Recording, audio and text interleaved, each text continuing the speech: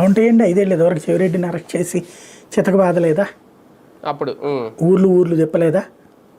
నిన్న చంద్రబాబు గారు అసెంబ్లీలో చెప్తున్నారు, రక్తపాత రాజకీయాలు నేను ఎప్పుడు యాక్సెప్ట్ చేయలేదు, ఏది దాన్ని ఏమంటారు, ప్రతీకార రాజకీయాలు ఎప్పుడు చేయలేదు అన్నట్టు.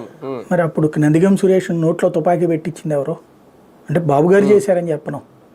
ఆ ప్రభుత్వంలో జరిగిందే కదా. చెవిరెడ్డిని పట్టుకుని చితక బాధింది ఎవరు అని. తర్వాత చెవి కూడా పనిచేయలేదు, చాలా రోజుల పాటు ఇబ్బంది పడ్డాడు ఆయన. అట్లా ఆ రోజున ఎంతమందిని అరెస్టులు కాలేదు ఆ రోజుల్లో.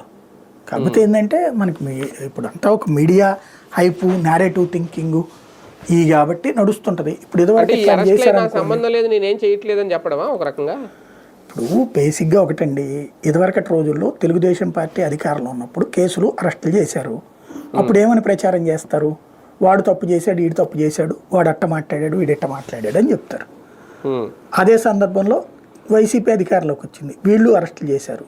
చేసినప్పుడు ఏమని చెప్పారు, అర్రే అన్యాయంగా మాట్లాడే హక్కే లేదా, విమర్శించే హక్కే లేదా, అట్టట చేస్తారు ఇట్టట చేస్తారని చెప్పారు. మళ్ళీ ఇప్పుడు తెలుగుదేశం అధికారంలోకి వచ్చింది, మళ్ళీ అరెస్టులు చేస్తారు. చేసి ఏమంటారు, వాళ్ళు నోటి దూల కొద్దీ చేస్తున్నారు కాబట్టి మేము అరెస్టులు చేస్తున్నాం, అట్లాంటి వాళ్ళని వదిలిపెట్టం అంటారు.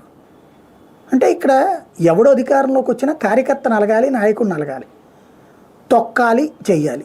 ఏంటయ్యా అంటే ప్రతి దాంట్లో కూడా మంచి చెడు అని ఉంటుంది అంటారు. మంచి వాళ్ళు 30% ఉంటే చెడ్డవాళ్ళు 70% మంది ఉంటారు.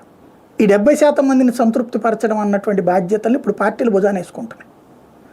ఇప్పుడు చంద్రబాబుని అరెస్ట్ చేయడమో, లేకపోతే అచ్చెన్నాయుడిని అరెస్ట్ చేయడమో, లేకపోతే రవీంద్రని అరెస్ట్ చేయడమో, రఘురామకృష్ణ అరెస్ట్ చేయడమో సంతోషపడిపోయారు వైసీపీ వాళ్ళు.